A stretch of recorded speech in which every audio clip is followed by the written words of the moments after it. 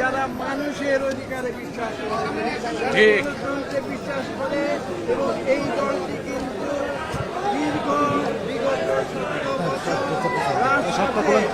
মানুষের পাশে থেকে স্বৈরাচারের বিরুদ্ধে আন্দোলন করেছে।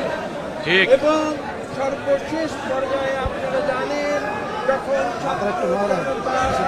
নেমে এসেছে একটি বৈষম্যহীন, একটি শোষণবিহীন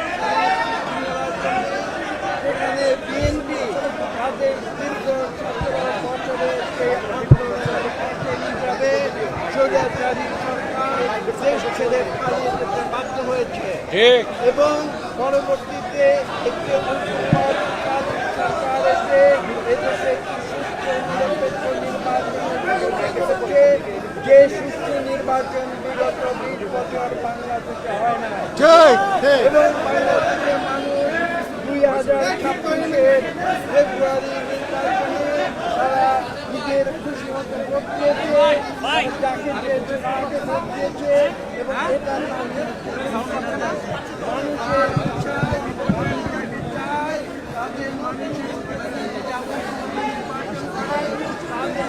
সরকার গঠিত হয়, এবং সেই সরকারের নেতৃত্ব হচ্ছেন আজকে আমাদের বাংলাদেশের প্রধানমন্ত্রী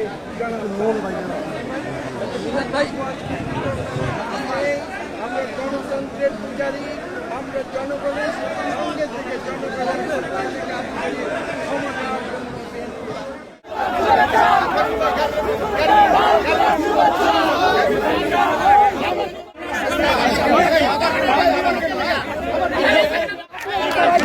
মাঝখানটা ফাঁকা রাখতে